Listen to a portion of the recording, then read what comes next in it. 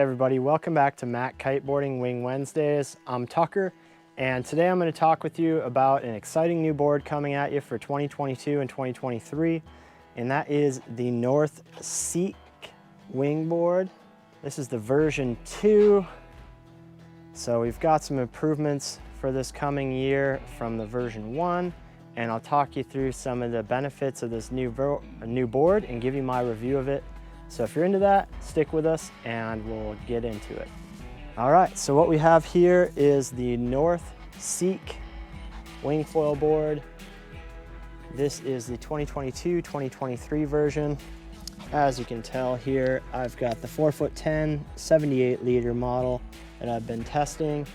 That's closest to what I like to ride. This time of the year, you know, spring, summer, it tends to be a little lighter. You know, so for me, sticking around that 70 to 80 liter range gives me a little bit more light wind ability. If I want to do some jumps, you know, and there's not a whole lot of wave action going on, gives you a little bit more board to land on. So this is a cool choice for me. And at 78 liters, 4'10", it's pretty compact. So let's go over some of the quick features on this board here, show you what's going on.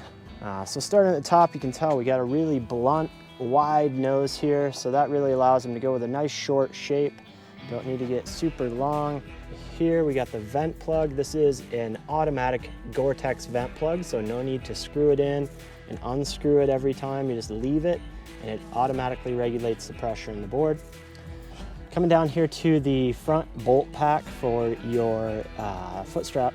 Got lots and lots of options here, right? So we can go, you know, with kind of a single angled strap like I have here, or a V, or it's kind of a variation like a slight angle on a front strap, or double down the center like that, which just gives you kind of a center strap that's slightly offset on both stances. And then of course dead center down the middle there. So lots of good options here, pretty good span here, so you can kind of move your straps around where you like. I've got mine a little bit more towards the back, and we'll talk about that in my review here in a minute. For the back, a little bit more simple. You know, we've got a good span here, so you got a lot of options, but just down the center. So a bit more simple, not as many choices out the back. Obviously with the traction pad here, you can see it's kind of that corduroy style pad. So nice and grippy, it's not gonna eat you up too much, but it's also nice and lightweight, not overly thick or anything like that, so it keeps it light. Up here towards the front foot, I'm not sure if you guys can see this well or not, but right here you've got kind of a rectangular flat top shape arch bar. So in previous models, that went all the way back to the tail, and it was much more exaggerated, kind of rounded arch bar, which personally I was not a fan of. So this new arch bar is kind of a compromise in between. You know where that center line is without looking. It does kind of give you something to push off of when you're offset, leaning in toe side. So it's pretty good. I haven't fallen in love with it yet, but certainly not a bother to me like it was on the version 1. On the pad here also, if you're riding strapless, it's kind of nice. You have these indicator lines, and it's not just that they're stripes, they're actually different links. So you can kind of tell where you are on the board with your front foot, but also when you're knee starting on a real short board like this, it's really nice to have these hash marks as indicators so that you can put your knees in the same spot every time and really find that sweet spot really easily. And same kind of deal on the back foot here. We've got real clear indicator stripes here with the gray and the black, so you always know where you are in relation to the board and the foil. Even without totally looking down, you can kind of just see it out of the peripheral and know where you're at. So that is the front edge of the board here. Here we have the bottom of the board. You can tell it is a little bit more subtle than previous years and a lot of boards out there in the market. So this is a very efficient and good board to ride smaller or in lighter winds. The nose of the board has kind of a double concave hull. You can see that there, to just cruise through the chop and not slap down as much. In terms of the chimes in the rail, they are pretty aggressive. in steep, almost vertical here, almost 90 degrees, but not quite. So you do have a little bit narrower planing surface here, and a little bit more volume on the rail when you really need it when the board's in the water. But for the most part, a very clean, efficient bottom with a hard release here all the way down the edge of the rail, which helps with speed and efficiency. And then going down to the tail, you can tell it's dead flat. It chops off there. And the foil box is this size, maybe 9 inches forward of the tail. So that's a nice medium area for most boards. Okay, so that's some of the basics there. Got a nice comfortable handle, full-size handle on there. It's well placed. For most foils, they balance out really well from that handle. One thing you're not seeing here, because I have this foil plate on, or this foil mount on here, is that it has 2 sets of drop-in slots here. And they're spaced just like the foil at 90 by 165 millimeter. So the majority of foils out there, whether you're riding north or not, are going to fit into this with the nuts attached to the mast without the need to take them completely off. So you can just loosen the screws, slide it up, and pull the whole mast off with the nuts on. So that's a time saver, and it does make it really easy. All right, so those are some of the basic features of the board. In terms of construction, this board weight-wise is a little bit lighter than medium, kind of slightly lighter than average boards out there right now. It is a carbon construction, so that's what you'd expect. Certainly could have been lighter, but I would say it's light enough, and the extra weight they put into it compared to a super light, fragile board goes straight to durability. This board has been nice and solid.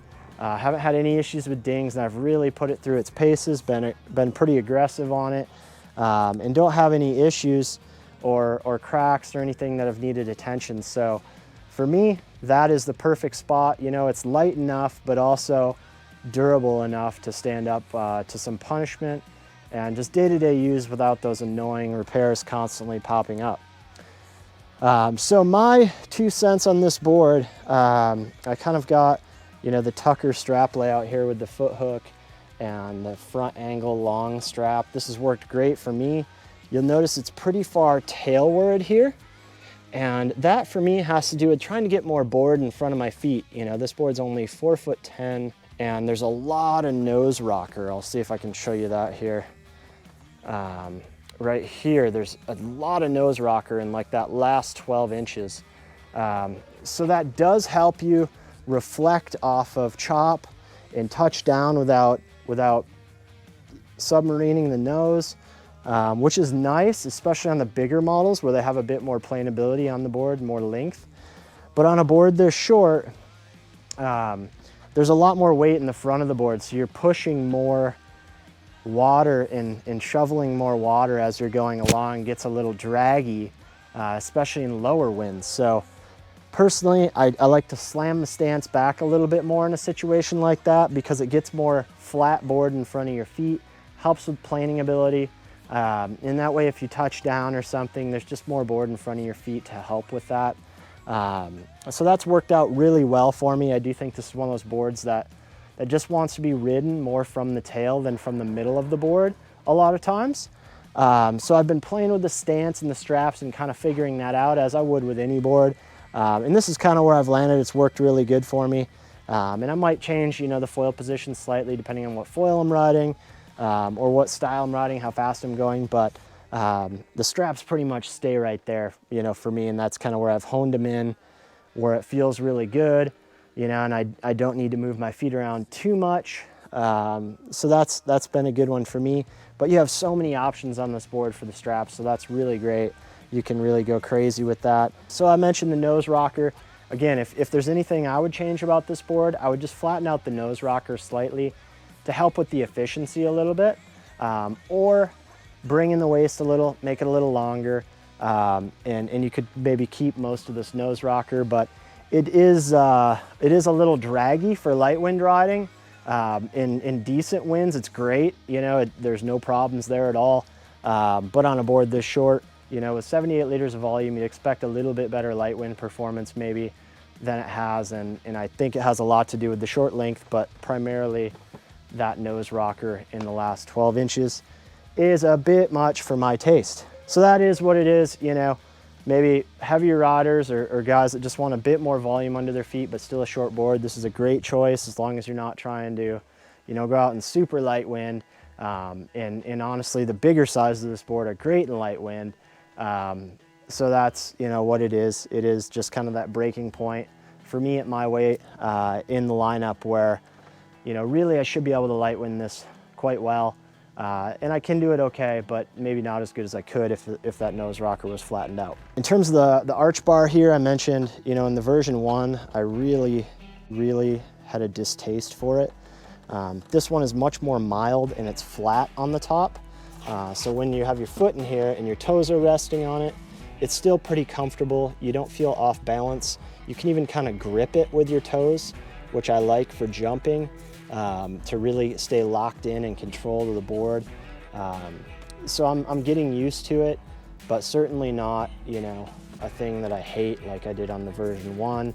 And having it nice and flat in your back foot is really nice, so that when you're sliding your foot around, changing stance, you know, depending on what you're doing, you're not tripping over it or getting stuck kind of in a funky, you know, heel up on it, kind of a high heel scenario, which is the worst part about the version 1. So yeah, it's worked really great. Really amped on the fact that they did a self-venting vent plug, because every manufacturer should be doing this by now.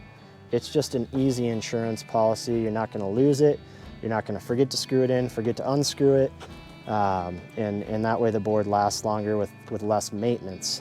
That is the North Seek. If you're interested in this board, we've got it on the website. Go check it out. It's a great new step forward from North. Their foil line this coming year is phenomenal, and we're going to get to some of those videos here real soon as well, so keep an eye out for those. North has really stepped up their game, committed to the wing foiling sport for this coming year, and I can't wait to show you guys what else is coming. This has been Tucker with MACkite, and we'll see you next time.